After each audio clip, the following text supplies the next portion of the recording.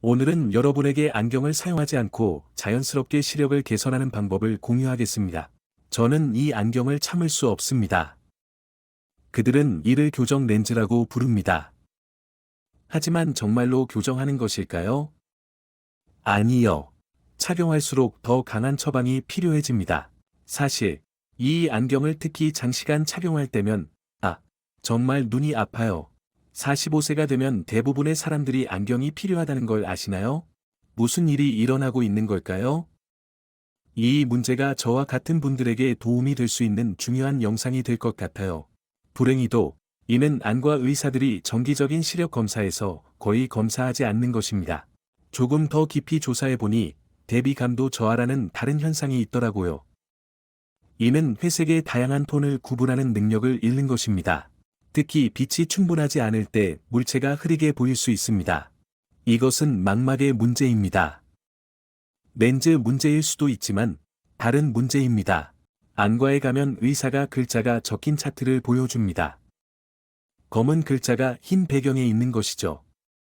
이는 실제로 높은 대비입니다. 그들은 대비감도 손실과 직접적으로 관련되지 않은 눈의 다른 문제를 평가합니다. 이것은 완전히 다른 검사이며 일반적으로 검사하는 항목이 아닙니다. 대비감도 저하가 있는 경우 더 많은 빛을 추가하면 시력을 크게 개선할 수 있습니다. 하지만 이는 문제를 근본적으로 해결하는 것은 아닙니다. 단지 문제를 보상하는 데 도움을 줄 뿐입니다. 특정 특허가 있습니다. 특정 연구 결과에 따르면 눈의 특정 항산화 물질을 증가시키면 이 상태를 개선할 수 있습니다. 항산화제가 시력을 개선하는 이유는 무엇일까요? 망막 부위에는 일반적으로 눈의 청색광으로부터 보호하는 여러 항산화제가 존재합니다. 빛의 스펙트럼을 보면 다양한 개별 파장 중 파란색 빛이 가장 높은 에너지를 가지고 있습니다. 이는 가장 큰 손상을 입힐 수 있습니다. 이것이 아마도 눈이 블루라이트로부터 눈을 보호하기 위해 이러한 항산화 물질을 가지고 있는 이유일 것입니다. 항산화제의 한 종류는 카로티노이드라고 합니다. 이 항산화제는 단순히 블루라이트로부터 보호하는 것뿐 아니라 눈의 다양한 문제로부터 보호합니다. 당뇨병, 오염, 또는 몸속을 통과하는 화학물질 등이 눈에 영향을 미칠 때 이러한 항산화제는 눈을 보호할 수 있습니다. 나이가 들수록 카로티노이드의 양이 감소합니다. 눈의 보호 기능도 함께 감소합니다. 20세 때는 눈 뒤쪽 망막의 항산화 물질이 매우 농축된 상태로 존재합니다. 45세, 50세가 되면 이 농도는 현저히 감소합니다. 이로 인해 빛을 흡수하는 효율이 감소합니다.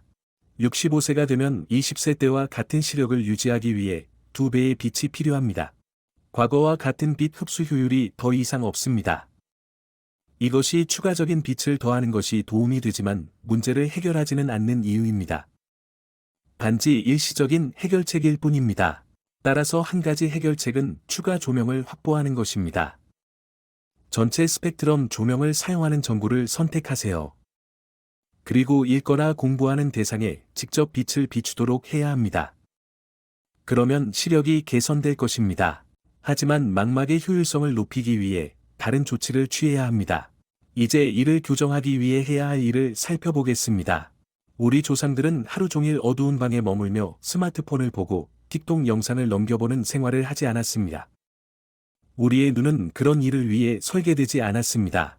우리의 눈은 태양의 빛과 상호작용하도록 설계되었습니다. 물론 1980년대에는 태양 공포증이라는 개념이 등장하며 태양을 두려워하는 현상이 다양한 선크림과 선글라스와 함께 확산되었습니다. 물론 선글라스는 정말 멋져 보이지만 확실히 그 빛이 눈으로 들어가는 것을 막습니다. 눈의 자연광이 적절히 닿는 것은 매우 치료적입니다. 왜일까요? 첫 번째 이유는 눈으로 자외선이 들어오기 때문입니다. 적외선도 포함되는데 적외선은 눈 건강에 매우 치유적입니다. 적외선은 눈 속의 멜라토닌을 축적시키는데 이는 세포 내에서 가장 강력한 항산화제 중 하나입니다. 이 전체적인 태양 공포증은 큰 실수였다고 생각합니다. 눈에 자외선이 닿는 것은 카로티노이드라는 보호 물질이 있다면 거의 문제가 되지 않습니다. 책상이나 공부하는 곳에 더 많은 빛을 받아야 합니다. 루테인과 제아잔틴이 풍부한 음식을 섭취해야 합니다. 이 두 가지 카로티노이드는 계란 노른자에 함유되어 있습니다. 하지만 계란 노른자의 문제는 상업용 계란, 살균 처리되지 않은 계란, 에서 섭취할 경우 카로티노이드 함량이 일반 계란의 3분의 1에 불과하다는 점입니다. 시중에는 루테인과 제아잔틴을 함유한 보충제가 많이 있습니다. 저는 최소 10mg의 루테인과 2mg의 제아잔틴을 함유한 제품을 추천합니다. 또한 올리브 오일이나 MCT 오일 또는 카로티노이드 흡수를 돕는 지방이 함유된 보충제를 찾는 것도 좋습니다. 카로티노이드는 지방에 용해되기 때문입니다.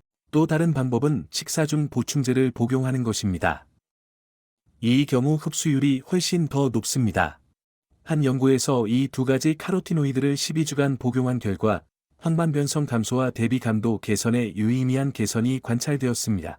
또한 동시에 씨앗 오일 섭취를 중단하는 것을 강력히 추천합니다. 샐러드 드레싱이나 마요네즈에 들어가는 콩기름, 카놀라 오일, 면화씨 오일, 해바라기 오일 등을 말합니다. 이들은 오메가-6 지방산이 매우 높으며 눈의 세포막에 흡수되어 망막에 영향을 줄 수 있습니다. 해당 연구 논문은 씨앗 기름을 제거하고 조상들의 전통적인 식단으로 대체하는 것에 초점을 맞췄습니다. 즉, 정제된 식품이 없는 자연에 가까운 식단을 의미합니다. 또 다른 중요한 식품은 연어와 같은 지방이 풍부한 생선입니다.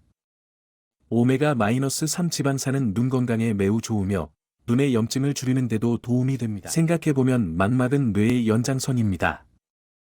망막은 DHA가 필요합니다. 이는 오메가-3 지방산으로 어유나 대구유에서 얻을 수 있습니다. 다시 비타민 D로 돌아가서 눈 건강에 중요할까요? 정말 중요합니다. 비타민 D에 대한 연구를 살펴봤습니다. 눈의 모든 부분이 비타민 D로 개선됩니다. 녹내장과 같은 많은 질환도 개선됩니다. 독일의 한 안과 의사가 녹내장, 눈의 압력이 증가하는 질환, 에 고용량의 비타민 D를 투여해 놀라운 결과를 얻은 연구도 있습니다. 황반변성에 대한 비타민 D 섭취 연구도 많이 있습니다.